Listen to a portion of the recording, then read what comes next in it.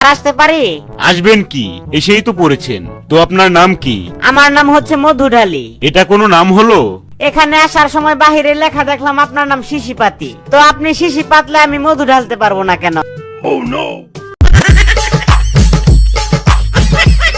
আচ্ছা, আপনার ওজন কত? চশমা সহ আমার ওজন 60 কেজি 100 গ্রাম। ও আচ্ছা, তো চশমা সহ ওজন বলার কি প্রয়োজন? কারণ চশমা ছাড়া আমি আমার ওজনের স্কেলটা দেখতে পারি না। স্যার, আপনাকে অনেক সুন্দর লাগতেছে, একদম ঠিক রকির মতো। রকি? সে আবার কে? ওই তো আমাদের এলাকায় জুতা সেলাই করে। আপনার শব্দজ্ঞান পরীক্ষা করা যাক। বলুন তো ভালোর বিপরীত কি?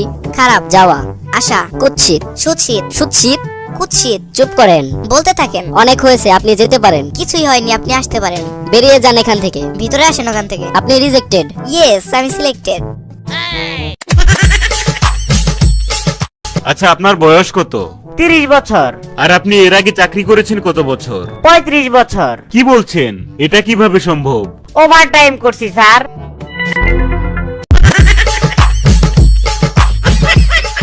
আচ্ছা বলুন তো, সাইক্লোন কি? এটা সঠিক বলতে পারলাম না, কিন্তু আইডিয়া করতে পারবো। আচ্ছা, তাহলে আইডিয়া করেই বলুন। আমার মনে হয় সাইক্লোন হচ্ছে এমন এক ধরনের লোন যেটা সাইকেল কেনার জন্য দেওয়া হয়।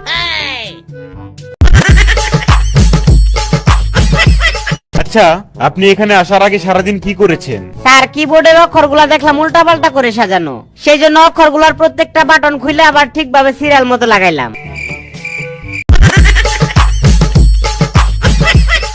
আচ্ছা ধরুন, একটা প্লেনে 50টা ইট আছে, তো এখান থেকে একটা ইট ফেলে দিলে কয়টা থাকে?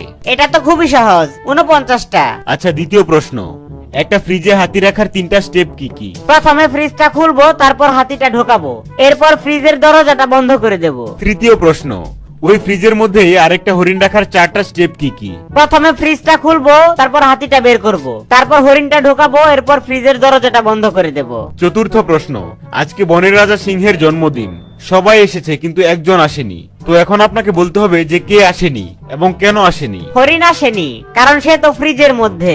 পঞ্চম প্রশ্ন, একটা লোক একটা কুমির ভর্তি খাল সাঁতরে পার হলো, কিন্তু তার কোনো ক্ষতি হলো না, সেটা কিভাবে সম্ভব? কারণ খালের মধ্যে যতগুলা কুমির ছিল সবগুলা সিংহের জন্মদিনে চলে গেছে। এবার শেষ প্রশ্ন, তারপরে ওই লোকটি মারা গেলেন, এখন আপনাকে বলতে হবে ওই লোকটি কিভাবে মারা গেলেন। তাইলে মনে হয় উনি খালের পানিতে ডুবে মারা গেছে। না, আপনার উত্তর ভুল হয়েছে। প্লেন থেকে 50টা ইটের মধ্যে যে একটা ইট পড়েছিল সেটা তার মাথায় পড়েছিল, সেজন্য উনি মারা গেছেন। আপনি এখন আসতে পারেন। আচ্ছা, কল্পনা করুন আপনি একটি 20তলা বিল্ডিং এর 15 তলায় আছেন। এমন সময় ওই বিল্ডিং এ আগুন লেগে গেল, সবাই ছুটাছুটি করছে, ঠিক এই সময় আপনি কি করবেন? কি আর করব, তখন আমি কল্পনা করা বন্ধ করে দেব।